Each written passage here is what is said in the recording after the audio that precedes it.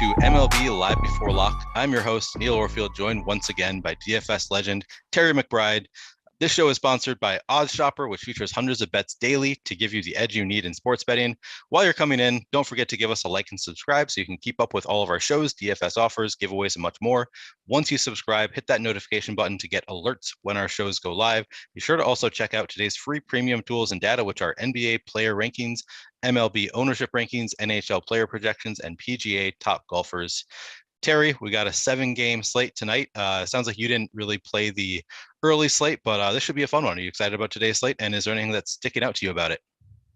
Yeah, I think it's an interesting slate. I am excited to play it. I've got my lineups, my placeholder entered. Actually, I went with a dummy placeholder where I just sort the salaries upside down. So let's make sure we don't miss lock tonight. That's an important factor. But yeah, I haven't gotten into, sit there and really hand build things. But as I was writing my article and as I was going through the slate, I think it's a really interesting pitching slate. I think it's kind of a broad-based slate. We've got a little bit of weather concerns, but I think we're going to play through clean in Boston. So there's some interesting angles into this one. So I'm excited to dig into it. Smaller slate so we can kind of take our time a little bit with some of these games rather than talking at 100 miles an hour about them. So it should be fun.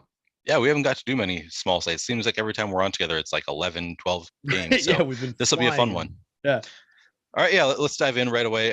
We'll start with the Twins at the Orioles. We've got Dylan Bundy on the mound for the Twins. Kyle Bradish making his, I believe, his second major league start for the Orioles. Twins with a 4-run implied total. Orioles 3.5. Let's start with Bundy and the Orioles. How are you feeling about Bundy today, and how are you feeling about the Orioles on the other side of him? Yeah, I think both pitchers are going to be in play. Bradish especially is interesting for that $5,500 salary on the DK slate. So we'll get to him in a second. Bundy is in play on both sites. He's ranked 4th on our DK board for probability of being a top 2. He's ranked 4th on FanDuel for probability of being the top overall. And he's getting a little bit of positive leverage. So I think it's an interesting enough spot for Bundy. He never became the ace that everybody thought he was going to be when he was coming up. He was a premium plus prospect with the Orioles. Tons of excitement from when he was, pitching in high school at an elite level all the way up, and just never got there at this level. He's had, he had one nice year a couple of years ago with the Angels, but so far this season, a 22.6% strikeout rate over 21 and a third and 4 starts. A 3.05 xFIP is nice. He's inducing a 12.2% swinging strike rate. He's got a 29.9% CSW, which is around league average, and he's limited hard contact to 32.3%. So he's been pitching fairly well this year, but when you look back to last year, he had a 4.66 xFIP in 90 and 2/3 innings over 19 starts, a 21.2% strikeout rate, a 1.36 whip, allows too many guys on base, a low swinging strike rate, and the hard contact was up. 38.5% hard hit is significantly higher than what he's done so far this year. And the barrel rate was at 10.3%, where this year it's 9.7, which is still a little elevated. So when he is giving up that hard hit, it is on a home run trajectory on an advanced launch angle. So you don't love to see that. It's a pitcher who, like I said, he's pitching well enough that I think there's plenty here for us. And especially at ownership, it sounds weird. I'm talking about the negative part of Dylan Bundy while I'm trying to say that he's a good play. So for the money and against this team, he is a good play, but I want to go into it with tempered expectations because of how he has pitched, what his low strikeout acumen really is. But in this matchup against this team that has really underperformed against right-handed pitching so far this season, I think he's in a good spot. And I think he's probably under-owned on both sides, like we're reflecting in the top pitchers tool. Okay. But you say when he does give up hard hits, they're on home run trajectory. Does that make you interested in the Baltimore bats on the other side? So it's only putting them at an average-ish home run rate. Everybody's below a 10 in my home run model, which is kind of the magic number for you've got a decent chance of hitting a home run. But there's a lot of guys in that 7 to 8 range. So it's a decent spot for that. But I don't know if there's enough sequential hitting in this lineup. I don't know that there's not a ton of strikeouts here for Dylan Bundy if he has a good game. If he comes out on form, even the 22% strikeout guy could come out and have a pretty solid game against this team. Overall strikeout rate for the confirmed Baltimore lineup last year was 24.9% against right-handed pitching so far this season. The Baltimore active roster has a 23.9% strikeout rate. The create runs 16% worse than average. So maybe it's a spot where you can grab some cheapo one-offs at no ownership really if you wanted to. That would be fine. I don't know how much I'd be looking to stack against Bundy here. Much as I don't really believe in him as a premium pitcher, I think it's a good enough spot and he's talented enough to get through this lineup. Okay. Yep, that makes sense. And then on the other side of the game, we've got Kyle Bradish, as I said, making his second career start. He's only 5,500 on DraftKings, 8.9% projected ownership right now, and an 8.9% chance of being a top 2 pitcher. So very neutral in the top pitchers tool, but with a 25.7% chance of being one of the top 2 value pitchers on the slate. Do you have any interest in Kyle Bradish against the Twins? And then do you have any interest on the Twins stack on the other side? Yeah, I think Bradish has enough talent to get there. We only saw 2 strikeouts from him, but what I did like is he gave us 6 innings. He gave us some depth in that start. I believe it was 80 some odd pitches. So I think he's got enough length. It's just a matter of if he can pitch through this Twins lineup cleanly. And there are plenty of strikeouts for him in this lineup. Taking a look at the Twins active roster, 23.4% strikeout rate against right-handed pitching so far this season. The confirmed starting lineup for the Twins, somebody is missing in the stat. Oh, they have no Buxton. No Byron Buxton. Well, yeah, there's no Buxton in there. I was saying somebody's missing from the numbers because Jose Miranda doesn't have stats from last year. So in my average that I have usually on the screen, it was missing. So average strikeout rate for the confirmed starting lineup was 22.7%, but that gets cut down up top by Luis Arraez, who is at 10%.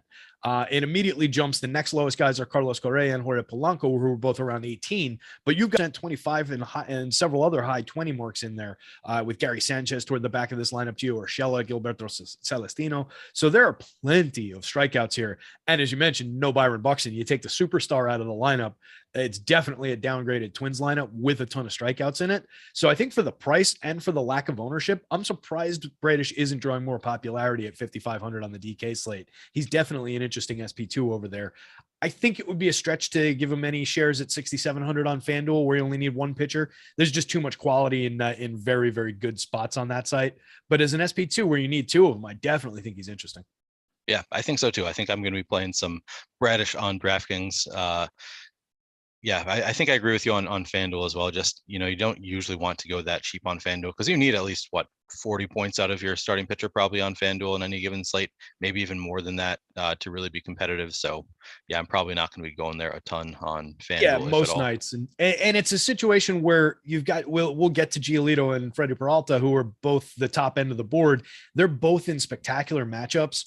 So I really think the probability of both of them completely going pop and a guy like Bradish coming through with that 40-point night, you're threading a really, really thin needle there. And we like to thread thin needles in tournament play, but that one's a little bit small. So I don't really love that one. And I think there are other guys like Bundy who are capable of jumping into that spot. If those 2 guys do go pop, you're still not going to the guy who's next most likely to get there, really. So I think Bundy's more capable of getting there. I think even Nestor Cortez is probably more capable of getting there, despite the really tough matchup for Nestor that we'll get to. So it's not that kind of night for the single pitcher side for me. Okay. Yep. Makes sense to me. Anything else you have to say about this game before we move on? Taking a look on the Twins bats, you can definitely get there with some of their power. You can focus on a Carlos Correa, Jorge Polanco. If you'd like Trevor Larnach in there, fine. Jose Miranda and Nick Gordon in the middle of that is kind of an issue because it cuts off the correlation a little bit with the power of Gary Sanchez, but you can still get to that as a stack. You can get to that as a 5-man. Maybe you play it more as a 3-man with Correa, Polanco, and Trevor Larnach up top. They're not owned all that much. There's enough of salary offset from some of those other guys if you go full stacks. So I don't mind some limited shares of the Twin stack, but I'm not really going out of my way for them either here. They kind of grade out in the middle of the pack for me, and taking Buxton out had a big impact. They looked a lot better earlier in the day with the projected lineup. Yeah, not a big surprise there. All right, let's move on then to your New York Yankees at the Toronto Blue Jays. We've got Nestor Cortez on the mound for the Yankees going up against Yusei Kikuchi. Yankees with a 4.3 run implied total, Blue Jays at 3.7. Let's start with the Cortez side of it. He looks great in the top pitchers tool on DraftKings, coming in at just 15.6% projected ownership with a 27.1% chance of being a top 2 pitcher. One of the better leverage spots on the day on DraftKings. Would you have any interest in Cortez on DraftKings or on FanDuel? And then what about the Blue Jays on the other side of him? So I'm not one who goes out and pats myself on the back when I win FanDuel tournaments or anything like that. So the message that I sent my friends wasn't about, hey, I just took this tournament down and won money. It was, I guess I have to believe in Nestor Cortez now because he was my pitcher in that one. And I went on the record that day in my article on shows. I just don't believe in the stuff. I think we're going to come back to earth at some point, but he does such a good job with his limited repertoire of keeping hitters off balance. He changes timing, he changes arm angle, he changes release point, he changes break, he changes speed so effectively across a handful of pitches. And those pitches work really well off of each other that I mean, it's been real over a sustained enough time now. In 93 innings, 14 starts last year, he was 27.5% strikeout rate, a 4.18 xFIP with a 1.08 whip, induced a 10.1% swinging strike rate, was serviceable at limiting hard contact around league average in the contact metrics. This season, over 20 and 2/3, 35.9% strikeout rate, only walked 3.8% of hitters, a 2.06 xFIP, a 0.87 whip. The contact is up a little bit, 40% hard hit, but a lower barrel rate. So it's a lot of happenstance in there when hitters have managed to make contact with him. So based on everything he's been able to sustain and just how tricky he is, he's a crafty lefty. He's way, way under-owned based on our probabilities on both sides. He projects out well for me. He's going up against a ridiculously difficult Blue Jays lineup, but they've actually underperformed a little bit against left-handed pitching so far this year when you look at it. 141 team ISO puts him 17th. 22.9% strikeout rate puts him 18th. Created runs 3% below average so far, just a 2.14% home run rate. So maybe, he's a little bit more safe than it even seems like, and he's got that strikeout upside. So yeah, I'm going back to the well with under-owned Nestor once again. 10-1 seems ludicrous to pay for him on, name recognition and everything, but he's been getting it done. And yeah, he got it done for me. So I got to go back to him here. Yeah, he's definitely one of my favorite pitchers on the DraftKings slate. Just, you don't really see this much positive leverage on a guy who has a 27.1% chance of being a top 2 pitcher very often. So I really like Nestor Cortes today. What about the Blue Jays? You're going to be taking, you said they've underperformed against lefties. Maybe this is where they finally break out. They have plenty of power in the lineup, plenty of right-handed power. So are you going to be taking any shots on Blue Jays stacks against Cortes? Yeah, I think they're definitely worth it. It's one of those teams that aligns kind of like what I was saying yesterday about a couple different spots where if they're coming in this low owned just based on who these hitters are against most pitchers, I'm happy to take them. And especially against a pitcher that, like I said, is getting by on being crafty, is getting by on changing up timing. And, if these guys get the book on him, if they figure it out today, or if he's just a little bit off, it's going to go. So definitely you can get to, George Springer, Bo Bichette, Vladdy Guerrero, all between 5.8 and 3% owned on DK, similar numbers on FanDuel, everybody behind them in the lineup at 1% across both sites. Yeah, you can sign me up for the top 5 hitters at least. Santiago Espinal's probably been hitting over his head, but he has been performing well. Couple homers, couple stolen bases. The back end is a little weird with Vinny Capra and Tyler Heineman in it tonight, but you do have Bradley Zimmer down there as a post type of a guy that could potentially be a cheap wraparound back to the top of the lineup for you too. A little bit of power, a little bit of speed, no hit tool really to speak of for Zimmer, but it's a weird lefty, so nobody's going there. If they do end up getting into the pen, he could see a couple right-handed matchups. Could be a weird little spot for Zimmer, but it's about the top end of the lineup really. Yeah, it's an interesting spot today in the top stacks. So you don't see this that often. We only have one team that's within 1% of neutral in the top stacks. So we have a lot of teams that have 1% or more positive leverage or 1% or more negative leverage, 2% or more negative leverage on the top stacks tool. And Toronto looks good in the top stacks tool. So we are seeing that according to the top stacks tool in the simulations, they are looking a little bit under owned. So I'm happy to get to some Toronto stacks today. What about the other side of this? For their talents too. Sorry, exactly. Not to cut you off your transition, but especially looking at FanDuel, Vladdy Guerrero should never be below 4,000 FanDuel. I don't know what you guys are doing, but yeah, he's at 3,900 today, and the public's only getting there 5.8% of the time. We're talking about one of the best hitters on planet Earth going up against Nestor Cortes. This is not Cy Young on the mound. This is Nestor Cortes. So yeah, you can definitely get to some Vladdy Guerrero for 39, Bo Bichette 34. They're cheap. So yet another reason to go to them. Yeah.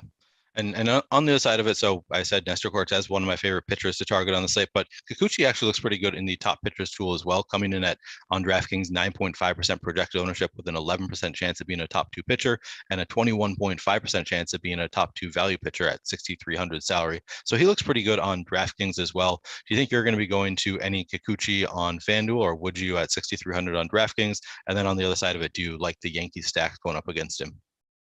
I do like the Yankee stack going up against him. Surprise, surprise. Yeah. They've just been printing money. They were in a bad situation yesterday that we talked about. Manoah cruised through 6-7 innings, whatever he gave us, and then this team lit up the bullpen for 10 runs. So, I mean, they still ended up paying off. So yeah, you go right back to the well with Yankee stacks here, top to bottom. That lineup, they have Joey Gallo back in the lineup today. Plays 1 through 9 if you want to include IKF and Kyle Higashioka, who's been struggling terribly at the bottom of the lineup.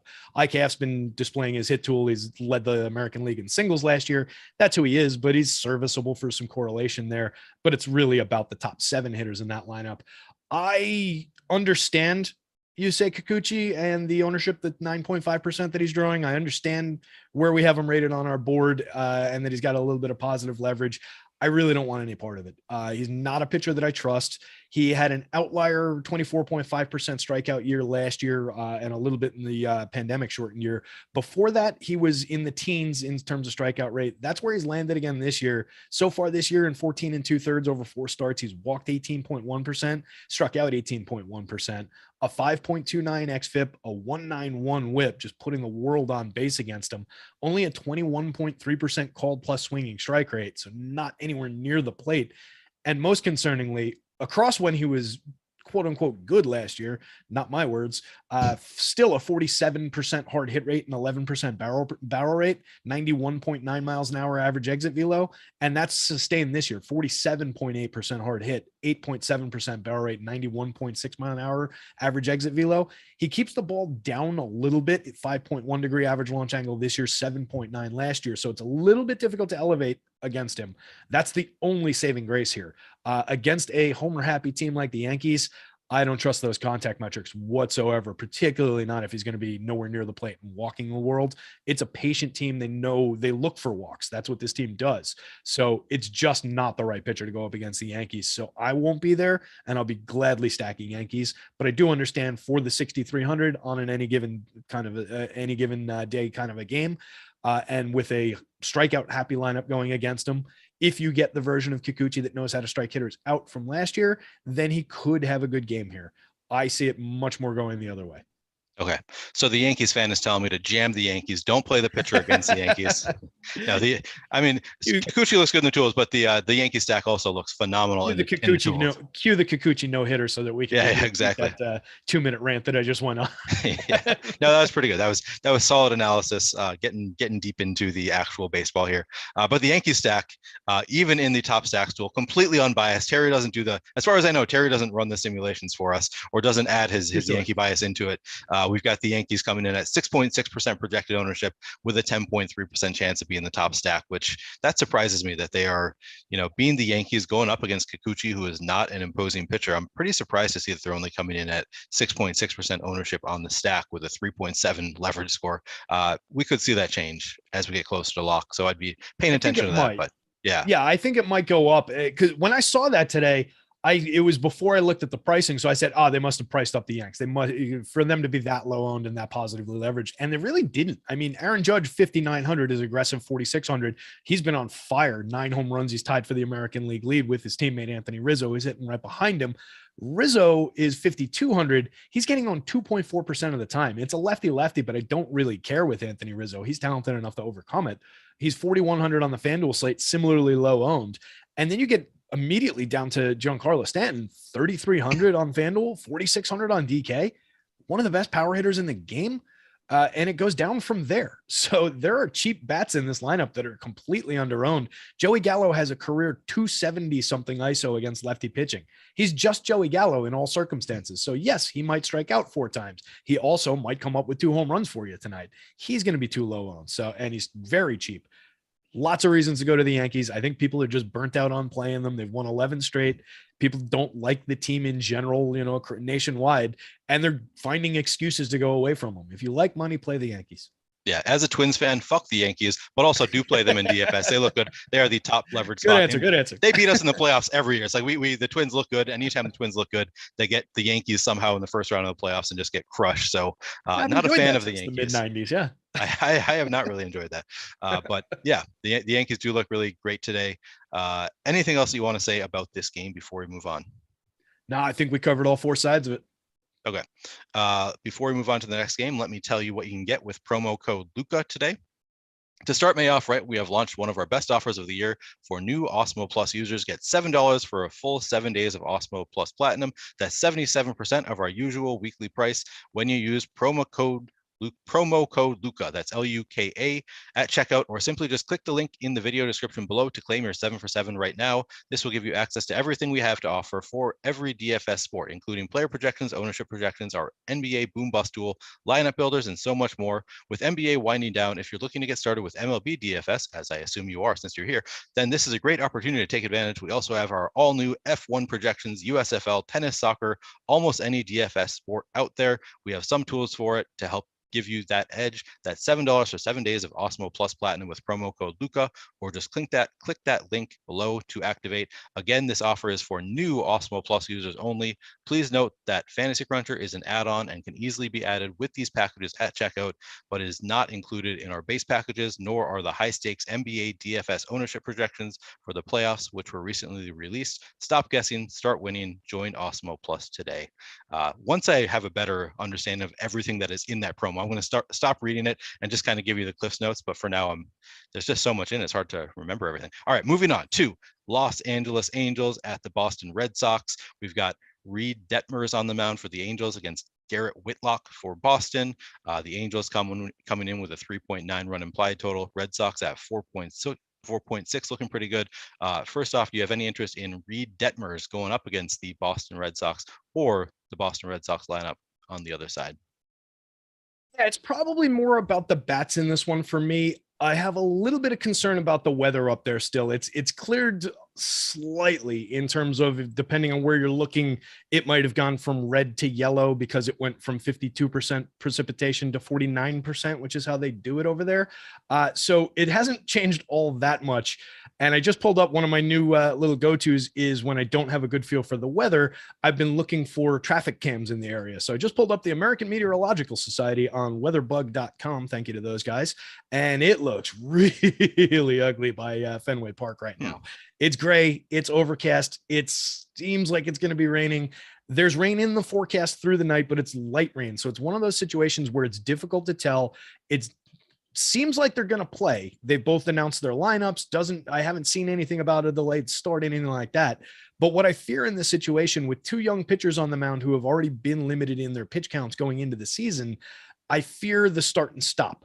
I fear the rain delay. If they get a 20, 30-minute rain delay in there, we might lose innings from each of these kids. They're both very talented. Garrett Whitlock for the Red Sox, 31.3% strikeout rate over 16 2/3, part out of the bullpen, part as a starter. Last year, 27.2% strikeouts over 73 1/3, all out of the bullpen. Reed Detmers is a pretty good lefty prospect for these guys, for the Angels. 22.5% strikeout over 17 1/3 in 4 starts, has been a full-time starter, has also reached a higher pitch ceiling. So between the two, I have a little bit more faith in the length that Detmers is likely to give us. Even if there is that start and stop, maybe he's stretched out enough where they're going to put him back out there. I still question it, but he'd be the guy I prefer. I just don't really like the matchup. I don't like the DK price at 8,000. I don't think you really need to go there. There's better value spots. So I don't really see myself getting to either one of these pitchers. And I do like the bats on both sides. Okay. Do you want to expound on the bats a little bit then on both sides, starting with the Red Sox? They have the 4.6 run implied total, looking better than the Angels in the 3.9 run implied total. But do you have more interest in one of these teams over the other, or are you going to be playing a lot of both of them? I actually ended up writing about the Angels today, just in my tournament strategy article, looking around for one of the positively leveraged stacks. We've got, like you were saying, some interesting spots on the board where teams are, several points over, several points under. There's not a lot of teams just hovering right around fair ownership. So the Angels stood out to me as an interesting spot. The Red Sox are a little bit negatively leveraged, but they're definitely playable on both sides. And they actually drew back to their essentially efficient ownership on the DK slate. Or no, excuse me, that's the FanDuel board. Let me rearrange these so I'm looking at them in the right order. This is DK. I always put them DK first, and I had screwed that up. So on FanDuel, excuse me, the Red Sox are now efficiently owned. On DK, they're still a little bit negatively leveraged, where the Angels are still nicely positively leveraged on both sites. And you get a very strong lineup here. You don't have Walsh up at the top of it, but you get, you do have Jared Walsh in it. Whatever the kid's name is, the kid who's out to the great start. He's not in the lineup today, but you have Brandon Marsh up at the top of the lineup. followed by Trout, Ohtani, Rendon, and Jared Walsh. So I still really like the top end, the top 5 in the lineup here. Max Stassi, if you need a catcher, is serviceable as a catcher. He can hit you some home runs. He hit 13 of them in 319 plate appearances last year, got 2 so far this season. So he's fine for 3,700. I don't love the Andrew Velasquez, Jose Rojas, Tyler Wade scenario here. Wade's good enough if you get him on base that he can steal a few bases. So maybe you can use him as a wraparound play. So there are very good reasons to go to the Angels side of this one, especially if you get like a bullpen game out of the Red Sox here, or if Whitlock's on the hill. He has yielded a 40% hard hit rate so far this season. So he's targetable for some of the power bats there as well. On the Red Sox side of things, it's just a very good lineup. They're negatively leveraged, but like I said, it's playable, specifically when you get lowish ownership around guys like JD Martinez, Alex Verdugo, even Bobby Dahlbeck down toward the bottom of the lineup. Everybody knows I like his power bat. Only 6.5% owned for 3K on DK, 5.6% owned for 2,300 on FanDuel. So I do like going to the Red Sox here. Just kind of up and down the lineup, you can get quality and you can put them together in unique enough ways. Everybody under 4,000 and well under on the FanDuel slate in this lineup is probably a mistake. There's too much quality in that lineup for those guys to be that cheap. I feel like Bobby Dahlbeck must be pretty good for a Yankees fan to be so bullish on him long term. Maybe I need to buy some Bobby Dahlbeck baseball cards. I don't know if they're still cheaper. Maybe they're already taken off. People in chat remind us that it's Taylor Ward is the Taylor Ward. Thank you. Batter that we're trying to think of. I was going to ask chat, if they had come up with it, because that name just fell out of my head for some reason. Right. Me too. I was as you said, I was like, scorching hot so far. Yeah, he's had a great season so far. Okay, anything else you want to say about the Angels at Red Sox? And people also appreciate that you're hacking into traffic lights to try to give them an edge on the weather. Anything else on this game? Everything we can, guys. No, I think we're pretty good top to bottom on this one. Like I said, I would have preferred that he would be in the Angels lineup hitting up top. That made it even deeper. So it came down a little bit in my esteem from when I was writing about them a little earlier in the day, but I do still think that's a good spot, which is really low ownership on the Angels stack here against what is going to be, it'll be a short outing from Whitlock. Even if Whitlock doesn't get impacted by the weather, he was only stretched out. I think it was 60 some odd pitches. He's only made 2 starts. They're just kind of converting him. He's one of those hybrid guys, multi-inning guy out of the bullpen, and they're giving him a few starts here. So they converted him 2 games ago. He threw 48 pitches in 4 innings. Then last game, he threw 61 pitches, only lasted 3 innings, only struck out 2. So he could be limited anyway. You could get into the pen here. So I definitely think it's still an interesting spot for the Angels. Okay. Let's move on to the next game then. It sounds like the Angels are one of your favorite teams on the slate. You wrote them up. It sounds like you really like the lineup. So that's where we'll leave that game. Move on to the Chicago series. We've got Lucas Giolito on the mound for the White Sox going up against Kyle Hendricks. The White Sox at 3.8 run implied total, Cubs at 3.2. What is this series called? I keep wanting to call it the Subway Series, and that's the Yankees Mets. What's the Chicago series? I'm blanking. It's got a name. Does it have a name? Maybe chat will give us a name. Maybe I'm wrong. Maybe I'm. Yeah, I'm not sure. Yeah, I thought there was one. Glad to see Paul Goebel in chat has amassed Dahlbeck short print rookies. So that's good to see that somebody's on the same page. There you go. All right, so we've got the Chicago series. Let's call it that for now. Giolito against Hendricks. Do you have any interest in Lucas Giolito for the White Sox or the Cubs bats on the other side of it? Yeah, Giolito's the top of the board with a bullet today, going up against a low-end Chicago lineup with plenty of strikeouts on the board for him. He's our top pitcher on talent overall. It's him, then Freddie Peralta for me. And Giolito's the top of the board. 27.9% strikeout rate over 178 and 2/3 last year. Induced an excellent 15.3% swinging strike rate. He puts guys on base. 7.2% walk percentage last year is around league average, but a good 1.10 whip. So he was cutting down in terms of the base hits, had a 3.75 xFIP. This season, over 14 innings in 3 starts, he's out to a 37.9% strikeout rate, a 2.42 xFIP, 18.6% swinging strike, 35.6% CSW. There's nothing not to love about Giolito in this matchup. He went out after his first start, I believe it was, or second start with an abdominal injury, and came back on fire, 99 pitches in his first start back. So no real concerns for the longevity here. He's owned by a tremendous amount of the field, pushing 60% ownership in my last update on DK, around 35% on FanDuel. So you're going to be riding the chalk with a lot of people, but I think it's one of those slates where it just kind of makes sense to do it. I'm going to be at or around the field with both Giolito and Freddie Peralta. I think I will have shares of Nestor. Like I said, he's definitely under-owned, but a lot of the other pitchers on the slate, I don't have all that much faith in. I don't really want to get overextended on a lot of these guys. I'll have some Bundy, But like I said, I don't really want any Kikuchi. I don't really think that the length is going to be there for the guys in the Boston game. So there's not a ton on the board with a Coors game also in the mix. So I'm just kind of I think the ownership is appropriate, and you kind of just have to ride with it on both Giolito and Peralta here. So yeah, firm yes with Giolito. Okay.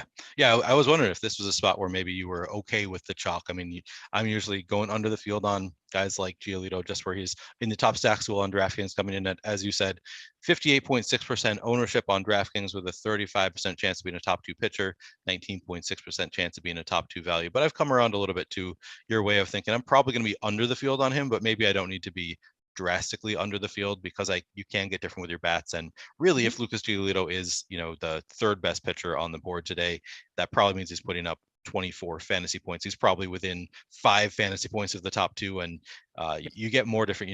The difference, you can make more difference with the bats than the pitchers. So if you just have a little bit of safety in your pitchers, there is some merit to that as well. So I think like our less likely outcomes are that he gets totally lit up here. Then you've got that range of outcomes where he just gives you an average-ish kind of a start. And like you said, 24-ish points. His average start is not going to be that far off the high-end start from some of these other options outside of Freddie Peralta. Maybe Nestor if he finds a bunch of strikeouts against that lineup, which I think is less than likely. So outside of Peralta, if you get both of those guys with an average game, you're going to have a flat board where anything can play really. But he stands the best chance, followed by Peralta, to give you that upside score. And his range of outcomes trends toward that upside score by comparison to a lot of the other options on the board. So I think it's just a situation where I need to book those points that everybody else is going to be grabbing here. And I will find differentiation with my bats. I will find additional points with my bats to claw above the rest of the field. So I think it's one that just makes sense to be around, slightly below is perfectly fine. Like you said, get slightly below and then gain extra shares of Nestor or somebody like that. It makes total sense. But you want to be around-ish the field. Yep. That makes a lot of sense to me. Chat has reminded me that it is called the Crosstown Classic. That's why I couldn't think of it, because I was wanting to call it a series, but it's the Crosstown Classic. All right. The other side of this Southsiders against the Northsiders, right? Yeah, makes sense. Actually, before we move on, so you really like Giolito.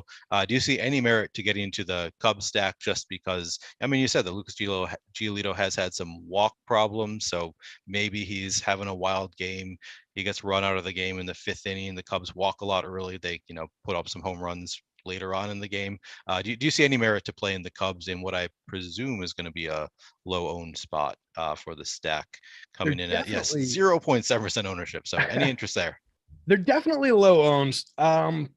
There's always a little bit of merit to going after somebody who's owned 60% of the time on any given slate, 35% on the FanDuel slate. This is not the ideal team with which to do that, though. You could put together a stack of, like, say, a Suzuki, Ian Happ, Contreras, Schwindel, and maybe you grab Pat Wisdom from the bottom of the lineup, and you're just homer hunting with some of that. Maybe there's enough quality there that a few stacks make sense. They're all 1% owned, so it's easy enough to get beyond the field. And you're in an extreme leverage situation. If you do that, there's nobody else there, and everybody else will be on the pitcher. So you're double dipping on the leverage. They don't cost anything. They do have those good power bats. I can talk myself into a few shares, but much, much more likely we're going to see Lucas Giolito just carve this team up. We are talking about a squad that's got a 114 ISO against right-handed pitching. That's 24th in baseball, a 24.2% strikeout rate, which is 25th, a 1.41% home run rate in the split, which is 29th out of 30 teams. Actually, that ties for 30th out of 30 teams with the Orioles in the split against righties. They have managed to create runs 10% better than average, though. So maybe they get a little pesky, a little bit frisky, and you do get an interesting game out of it where, maybe they don't like Giolito completely, but it's one of those flat slates and they distinguish themselves just enough. So tepid interest, but yeah, I can talk myself into some shares.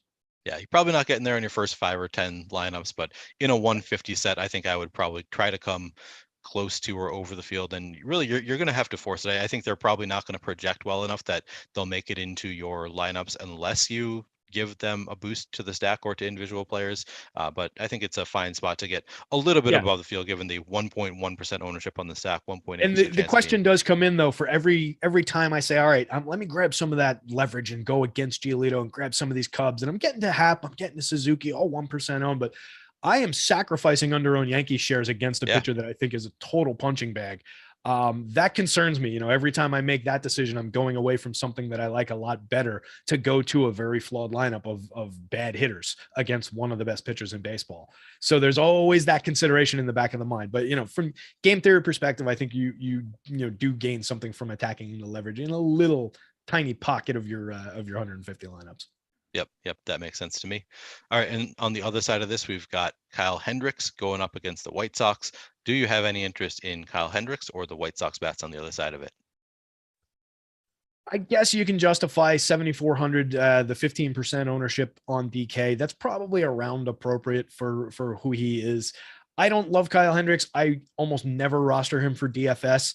But anytime I say something bad about him, he goes out and has one of those Kyle Hendricks games where he just finds a couple bonus strikeouts, pitches through fairly cleanly, and delivers like a reasonable enough score to be interesting for his price. So no real interest from me. I won't be there on FanDuel even at 7,100. I just don't like Kyle Hendricks that much. 19.1% strikeout rate over 24 2/3 in 5 games this year. 16.7% strikeout rate. That's much more who he is, over 181 innings last year. Limits hard contact, keeps the ball down for them. He's a little bit of a fly ball pitcher, actually. Excuse me. 11.1% average launch angle, puts too many guys on base. He's more targetable with bats for me, but I can understand it at price as an SP2 on DK. I would still look to go under the field though. I just like these White Sox bats more. Okay. So tell me about your interest in the White Sox bats. Then you're not going to Hendricks. You have interest in the White Sox bats. Are you expecting to go over the field on the White Sox? I guess you're only playing on FanDuel. On DraftKings, they have positive leverage. I'm seeing 3.2% ownership on the stack, 5.9% top stack odds. And then on FanDuel, I will pull that up. They're also looking pretty good at 3% projected ownership on the stack, 5.3% top stack odds, and then 10.4% top value stack odds. So are you expecting to be over the field there? Or are they one of the teams that you'd rather get to than going to the Cubs? Yeah, I imagine I will be. You're talking about, again, a contact-focused pitcher who gives up the fly ball. So far this season, a 40.8% hard hit rate, a 9.2% barrel rate allowed by Hendricks on a 16.7 degree average launch angle. You're starting to approach just home run territory on the average there when people are making contact with the ball. And it's a guy who does allow contact. So I'm happy to go to this lineup.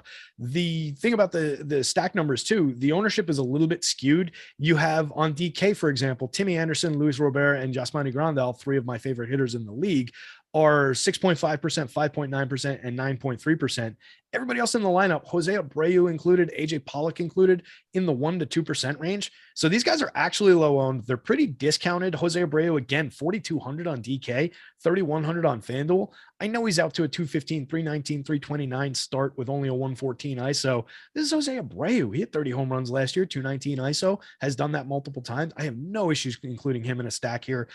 Gavin Sheets could be sneaky against the contact-based righty. AJ Pollock, who I mentioned, even Jake Berger in the 7 spot could give you a little bit of sneaky quality. I don't love Lurie Garcia. I don't love Josh Harrison. I like Harrison better between the two. He's hitting 9th. You get multi-position. You get them both very cheap, though. So if you need a 5th hitter, if you need somebody cheap, positional flex in the infield, whatever, you can include even those 2 hitters. So 1 through 9, this lineup at least plays. And I think it's very strong up top, 1 through 7. You can definitely stack. So, yeah, I'll be over the field. Highest owned hitter is Luis Robert at 8.1% on the FanDuel slate. I can easily push that over 10%. I can get to a good handful of White Sox stacks here. Yeah. And as we've seen updates, they are currently the top leverage spot on the slate on FanDuel. They've come up with a 2.3 leverage. The Yankees have, it looks like their ownership has come up a little bit on FanDuel, at least coming in at 8.5% projected ownership on FanDuel. So the leverage there has come down. Yeah, we kind of expected that was going to happen, but the White Sox look even better. So they might be, one of the first teams I would go to in a single entry. I'll save that question for the end, who your favorite team is. Anything else that you want to say about the crosstown, what do they call it? Crosstown Classic. Anything else about the Crosstown Classic before we move on? South side of Chicago. Nobody wants to hear me sing. I just, again, this is where I probably just teed up the big time Kyle Hendricks game, but yeah, he's a pitcher I can target basically anytime with the bats on the opposing side. And this is a lineup that I like going to anyway, and they're under owned. So yeah, I think this is going to be a big White Sox stacking night for me. Okay, sounds good. All right, before we move on to the next game, let me take a minute to tell you about our sponsor, Odds Shopper. Make your best bets in 30 seconds or less. Odds Shopper features hundreds of bets daily to give you the edge you need betting NBA and NHL player props with expected win percentages and ROIs included. Odds Shopper uses the same DFS projections we use here at Awesemo to filter out the best bets available. OddsShopper also features a parlay builder, with optimized parlays and an arbitrage tool that identifies risk-free, guaranteed profit bets that you can make across sportsbooks.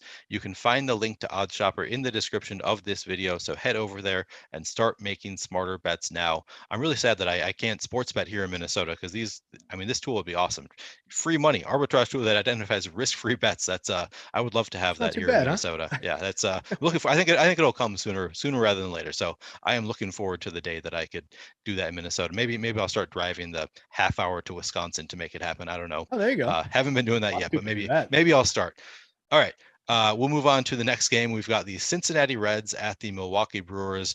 Pretty big spread here. Cincinnati Reds coming in at 2.6 run implied total. Brewers at 4.9. We've got Vladimir Gutierrez on the mound for the Reds, Freddie Peralta for the Brewers. Let's start with the Gutierrez side of the game. Do you have any interest in Gutierrez up against the Brewers, or the Brewers bats on the other side of the game? I was just completing a Jaws quote in chat for Paul Goldberg. There, my guy calling out a Jaws reference. One of my favorite films, if not my favorite film of all time. So I had to complete that one. A fellow old? I would have to imagine so. If he's making Jaws references, half the chat's probably. It is a classic. Probably, yeah. If you've never seen Jaws, go to Side Action, our sister site, and search for my article from like 2 years ago. I wrote way too many words about why you should go watch Jaws. It's a fantastic movie. Anywho, I am targeting Freddie Peralta. He is very much in the same situation as Giolito, where a ton of the field is going there, and I think it's entirely justifiable. The numbers are essentially the same in terms of his ownership on both sites as Giolito. The price is essentially the same, 8,900 on DK, 8,800 is cheap on FanDuel for him. 18 innings so far this year at 29.5% strikeout rate. He's walked 10.3%, but that's who he is. He walked 9.7% while he was very, very effective last season with a 33.6% strikeout rate. He limited hard contact last year to 31.1%, a 6% barrel rate, had a 0.97 whip despite that 9.7% walk rate. So he's just very good at keeping guys off base in general. So far this year, the 3.32 xFIP, a 13% swinging strike rate. Nothing not to like about Freddie. He's given up a little bit of hard hit so far this season, but it seems like small sample anomaly. So I'm happy to go to Freddie against most likely the worst lineup in baseball. This Reds team has just been just pathetically bad. So far this season, the active roster is sitting at a 23.2% strikeout rate. That's targetable. That's 21st in baseball. Their ISO is actually interesting because everybody's ISOs are way down this year. So the 1.50 kind of anemic ISO that they have actually ranks 12th in this pathetic year for power. The same with their 2.72% home run rate. That's not a good home run rate, but it actually ranks 13th.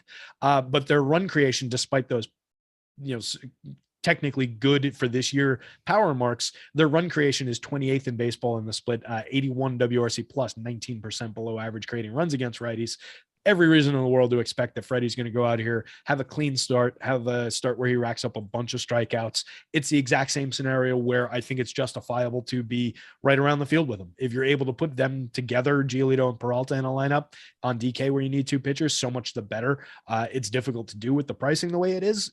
So maybe you're looking at one of those guys and a Nestor Cortez or some of the other pitchers that we talked about. But I think he's equal to the task with Giolito as an SP1. Okay. Do you have a preference between those two if you can only play one? Let me see where the ownership is in the most recent update. Given that we have Giolito at 35% likely versus the 29% that Alex is assigning to Freddie Peralta, I'm willing to take the additional few shares of ownership there. I think it's still Giolito. He's the more talented of the two. He's the guy I trust a little bit more.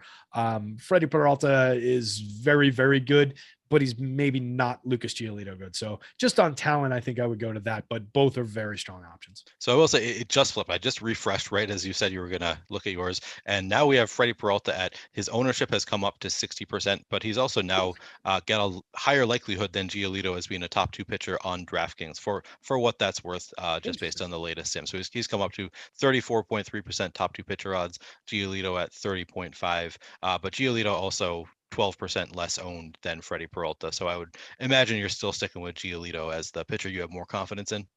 Yeah, I'll stick with that answer. Again, it's about the talent. I do think he's the more talented of the two overall and over the long term.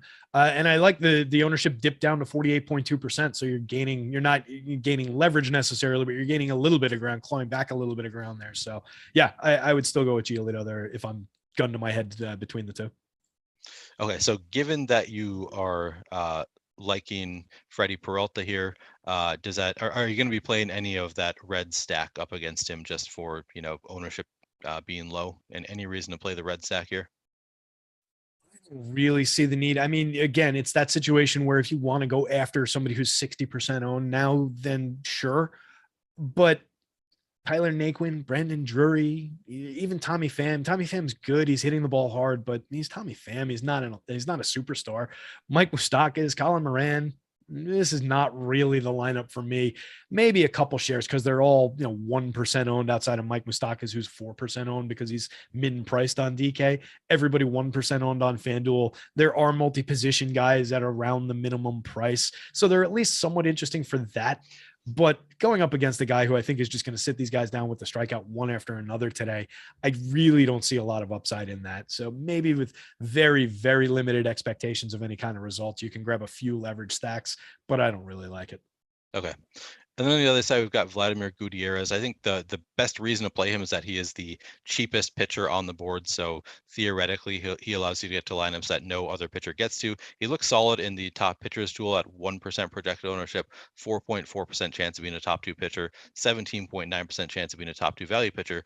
But I ran 500 crunches. I ran a crunch of 500 lineups and got to 0 shares of Vladimir Gutierrez. I'm guessing you don't have a ton of interest. Maybe you said it and I missed your comment on Vladimir Gutierrez. Do you have any interest there would you have any interest at 5,300 on DraftKings? And do you have any interest on FanDuel? I'm extremely happy that you ended that with that description of that crunch that you ran, because that's the right answer. You don't want any Vlad Gutierrez here. I don't really care that he's 5,300 on this slate. That 4.4% probability of being a top pitcher sounds a little high to me. We're talking about a guy over 114 innings last year, 17.7% strikeout rate, a 5.11 xFIP, only induced a 9.6% swinging strike rate, only a 26.4% CSW. Yielded a 8.4% barrel rate this year. The contact is a little bit better, 5.7% barrel rate, but the hard hit is up. His walk rate this year is 18.1% over 17 innings. It's a very small sample. Some of that is unfair, but he's just a guy who walks too many, doesn't strike anyone out, and is targetable with bats. So I'm much more inclined to go to the Brewers side of this thing. The only issue there is everybody's really highly owned because they're the most popular stack. They're extremely negatively leveraged on both sites because everybody's targeting Vlad Gutierrez with these bats. Yeah, that makes sense. As you said, they're coming in at nearly 20% ownership on FanDuel with a 9.3% chance of being the top stack. That's not too great. They're double digits negative leverage on FanDuel, and then on DraftKings, I'm pulling it up now. I'm guessing it's going to look somewhat similar.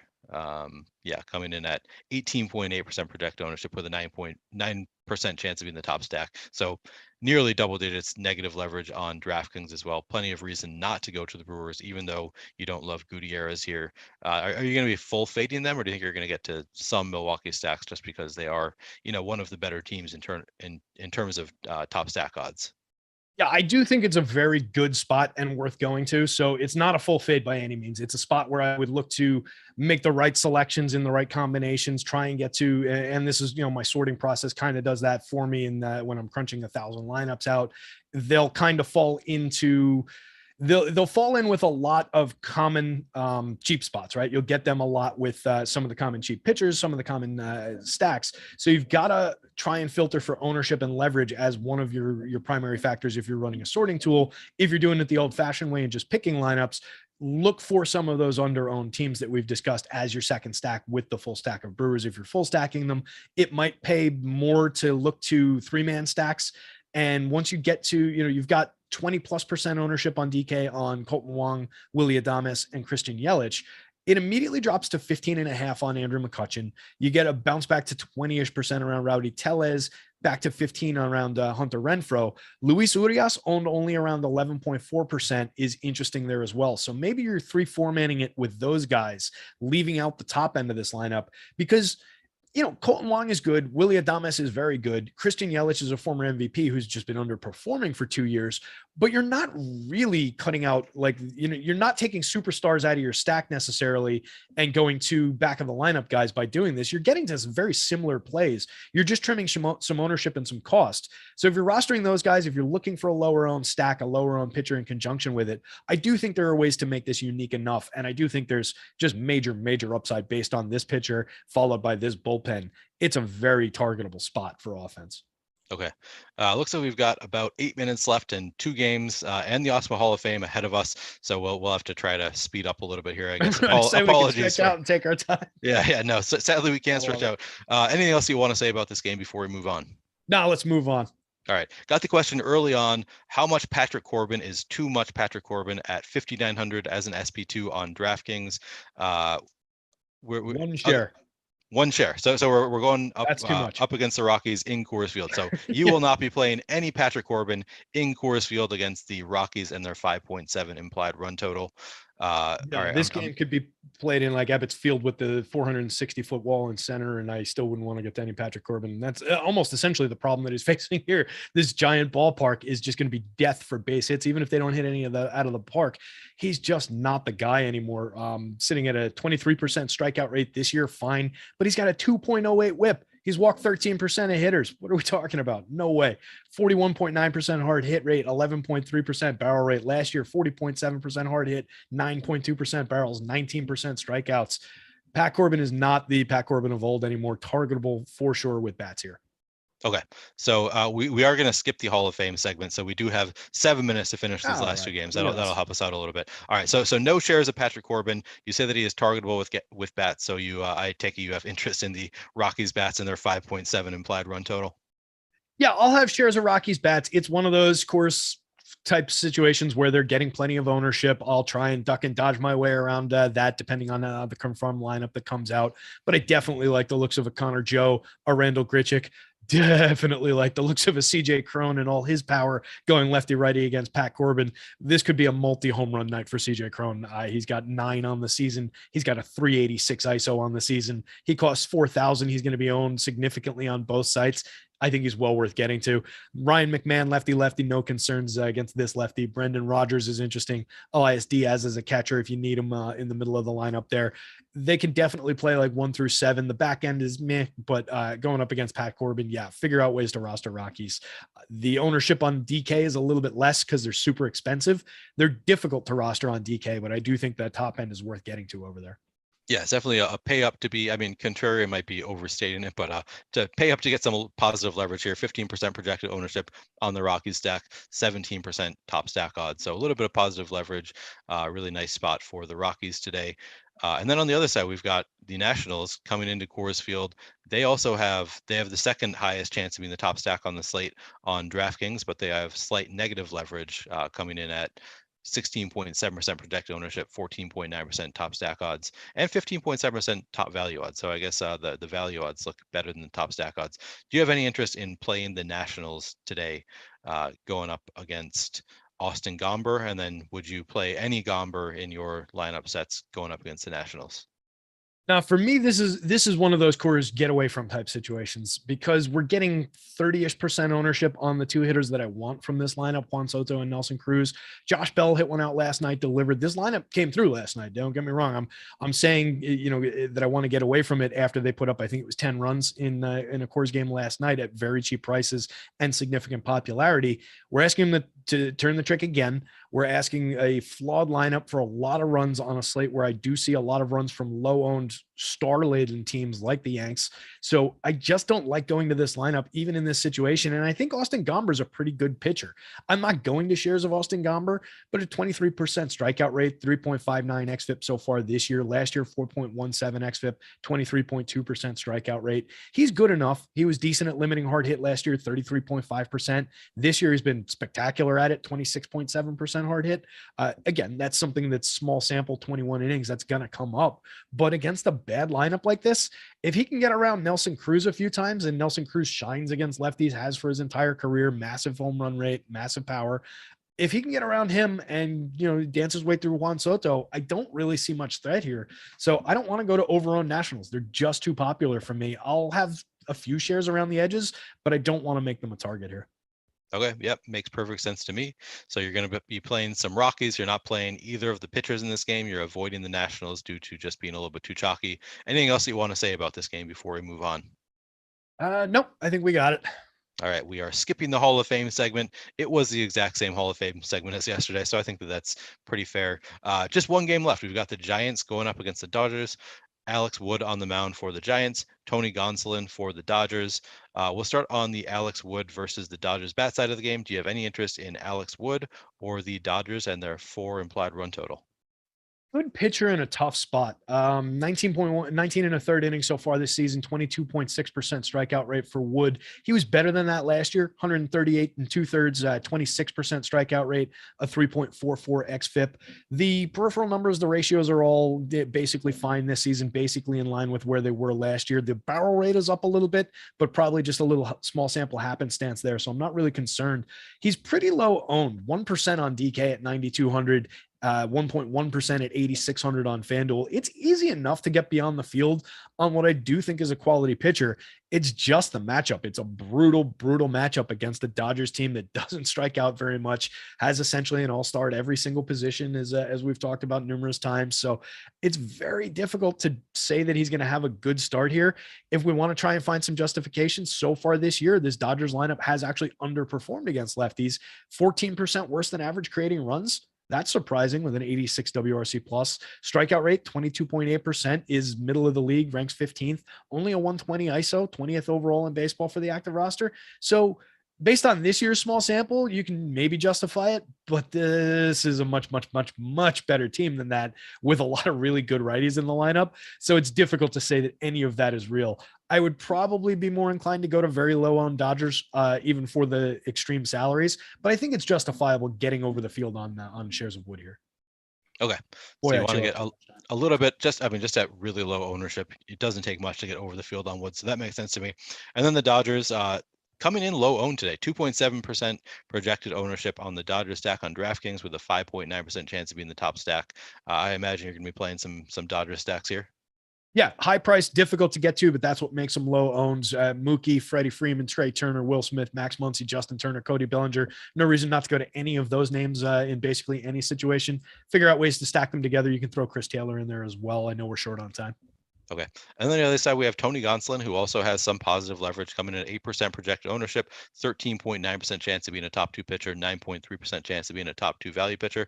And we also have the Giants, who look pretty good, coming in at 1.2% projected ownership on the stack with a 4% chance of being the top stack. Do you have any interest in either of these sides of this game, Tony Gonsolin or the Giant stack on the other side? Yeah, this is maybe an all 4 sides are in limited fashion, where the Giants bats are somewhat interesting, 15% better than average against righties so far this year, creating runs, 6th ranked, 3.26% home run rate. So they've got a little bit of pop even against righties in this situation. Gonsolin, maybe a little interesting, 27.2% strikeout rate over 55 and 2/3 starter and reliever last year. This year down at an 18.3%, but I think it's small sample. He's been a more effective pitcher for strikeouts as a starter in his career, and it's a short career overall, but he's been very good as a starter. So I think we could see a little something from him here at price and at ownership. He's interesting enough. 86 might be a little bit high on the DK slate, but that's what's got him at 6.5% ownership. So he's fine to mix in for limited shares. I'd rather do it at a lower price as an SP2 if I could. 7,700 limited shares on FanDuel. It's easy enough to get beyond 3% ownership. Giants bats all under 2% owned on DK, all under 5% owned on FanDuel. So you can sign me up for some Jock Peterson, Darren Ruff, Wilmer Flores, Brandon Crawford. Limited interest in Thairo Estrada. If Mike Yastrzemski is in the lineup, boy, what a tough name to try and say fast. If Yaz is in the lineup, you can definitely include him in that stack as well. Maybe some Joey Bart if you need a catcher. Limited interest though. All right, so this is, as you said, in all 4 sides, or to a limited extent. Doesn't take much to get overweight to basically any part of this game. Anything else that you want to say about this game? It's the last game on the slate. We are a little bit over time, but I don't know if they need all this time for the NBA deeper dive and live before lock. So slate. Yeah, 2 hours to cover the 2-gamer. Yeah, I do know how to say Yastrzemski, Hall of Fame name, but yeah, I think we're good. I think we've covered it. We can cede our time here to the basketball folks. All right. FanDuel, single entry. What's the first stack you're going to? Kind of like that White Sox one based on that low ownership. I do love my Yanks, so maybe I'm looking for a way to put those two teams together and figure out if I can find a slot for a reasonably high price pitcher still.